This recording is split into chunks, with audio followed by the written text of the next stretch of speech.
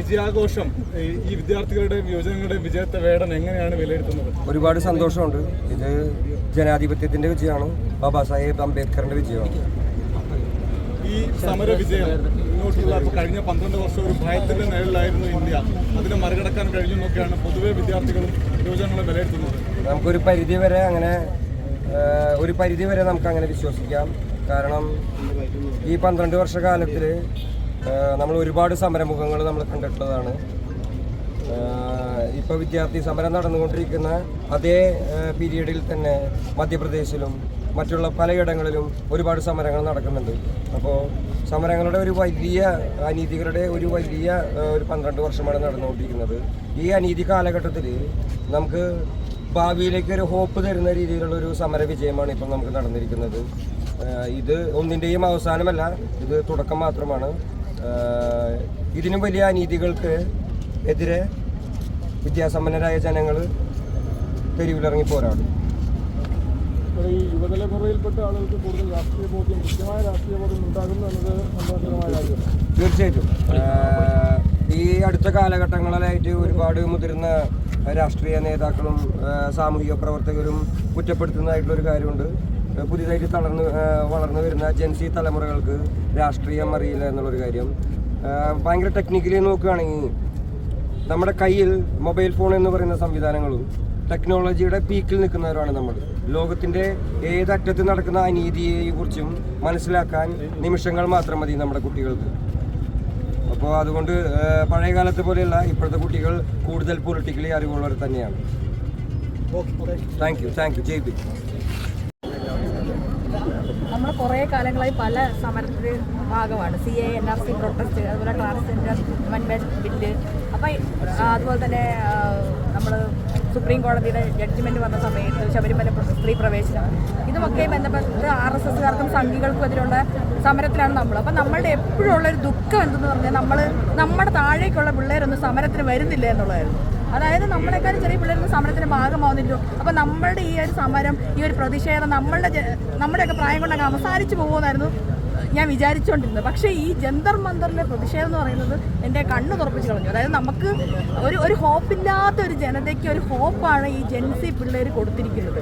അതും ഇത്രയും കാലം ഇത്രയും പൊളിറ്റിക്കൽ ലീഡേഴ്സും രാഹുൽ ഗാന്ധിയും എല്ലാവരും ഇങ്ങനെ കിടന്ന് ശബ്ദിച്ചിട്ടും പിന്നെ പാർലമെൻറ്റ് വലിയ പ്രക്ഷോഭങ്ങൾ നടത്തിയിട്ട് ഒന്നും നടക്കാത്തൊരു കാര്യം, ജെൻസി പിള്ളേർ അടി വാങ്ങി അവരുടെ പ്രതിഷേധം എന്ന് പറഞ്ഞിട്ടുണ്ടെങ്കിൽ അത്രയും മനോവീര്യമുള്ള പ്രതിഷേധമായതുകൊണ്ട് അവർ തല്ലി ഇടിയൊക്കെ കൊണ്ട് അവർക്ക് ഒരു കേന്ദ്രമന്ത്രിയെ റിസൈൻ ചെയ്യേണ്ട അവസ്ഥ വന്നു. അതുപോലെ തന്നെ ഒരു പ്രസ് മീറ്റിനും വരാത്ത നരേന്ദ്രമോദിക്ക് അർദ്ധരാത്രി വന്നിട്ട് ഹായ് ഫ്രണ്ട്സ് എന്നൊക്കെ പറഞ്ഞ് ആ കുട്ടികളെ അഭിസംബോധന ചെയ്യേണ്ട ഗതികേട് വന്നു.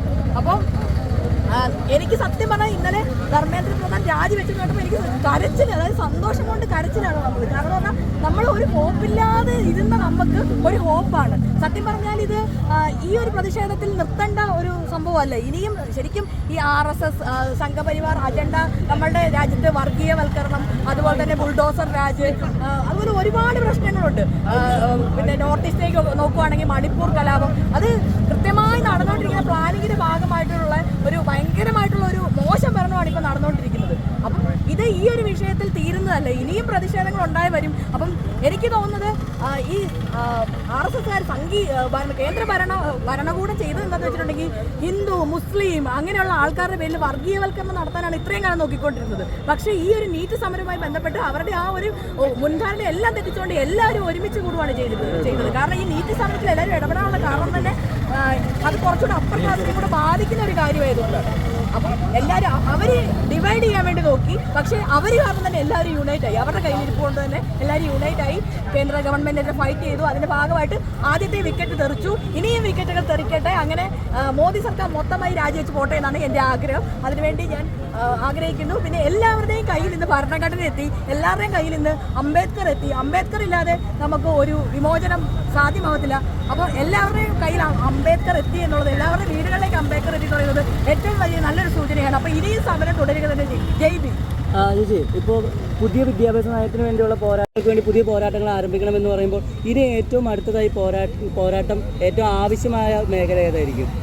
അതായത് ഇപ്പം ട്രാൻസ്ജെൻഡേഴ്സിന്റെ സമരം എടുത്ത് നോക്കുകയാണെങ്കിൽ അത് ഒരു വിഭാഗം ആൾക്കാരെ മാത്രം ബാധിക്കുന്ന ഒരു കാര്യമാണ്. ദളിതിന്റെ സമരം എടുത്ത് നോക്കുകയാണെങ്കിൽ ഒരു വിഭാഗം ആൾക്കാരെ മാത്രം ബാധിക്കുന്ന കാര്യമാണ്. അങ്ങനെയായിരുന്നു ഇത്രയും കാലം. പക്ഷേ ഈ നീറ്റ് എന്ന് പറയുന്നത് എല്ലാ ക്ലാസ്സുകാരെയും ഒരേപോലെ ബാധിക്കുന്നത്, പ്രത്യേകിച്ച് കുറച്ചുകൂടെ അപ്പർ ക്ലാസ്സുകാരെ ബാധിക്കുന്ന വിഷയം മാറി. അതേപോലെ തന്നെ സെയിം അപ്പർ ക്ലാസ്സുകാരെയും കുറച്ചുകൂടെ പൈസ ഉള്ള ആൾക്കാരെയും ദരിദ്രതയെ അല്ലാതെ എല്ലാവരെയും ബാധിക്കുന്ന ഒരു വിഷയമാണ് ഈ E20 പെട്രോൾ എന്ന് പറയുന്നത്. അപ്പം അടുത്ത സമരം അതിനുവേണ്ടി ഉണ്ടാകുമെന്നാണ് എൻ്റെ ഒരു പ്രതീക്ഷ. കാരണം എല്ലാവരുടെയും ഇപ്പം ഞങ്ങളുടെയൊക്കെ ഫ്രണ്ട്സ് ഗ്യാങ്ങിൽ ഉൾപ്പെടെ എല്ലാവരുടെയും വണ്ടികളൊക്കെ പ്രശ്നത്തിലൊക്കെ ആവുന്നുണ്ട്. അപ്പോൾ എല്ലാവരും പ്രശ്നത്തിലാണ്. അപ്പം ഈ E20 പെട്രോൾ കാരണം ഒരുപാട് പരിസ്ഥിതി മലിനീകരണം നടക്കുന്നുണ്ട്. അതുപോലെ പല പല സ്ഥലങ്ങളിൽ ആദിവാസികൾ സമരത്തിലാണ്. അപ്പോൾ ഈ പ്രക്ഷോഭങ്ങളെല്ലാം ഇനിയും കൂടുതൽ ശക്തിപ്പെടും. അതുപോലെ മണിപ്പൂരിലെ കലാപം ഇതെല്ലാം നമുക്കറിയാം. ഈ പ്രതിഷേധമെല്ലാം ശക്തിപ്പെടും. എല്ലാവരുടെ വീട്ടിലും മോദി വിരുദ്ധത ഉണ്ടാകുമെന്നാണ് ഞാൻ പ്രതീക്ഷിക്കുന്നത്.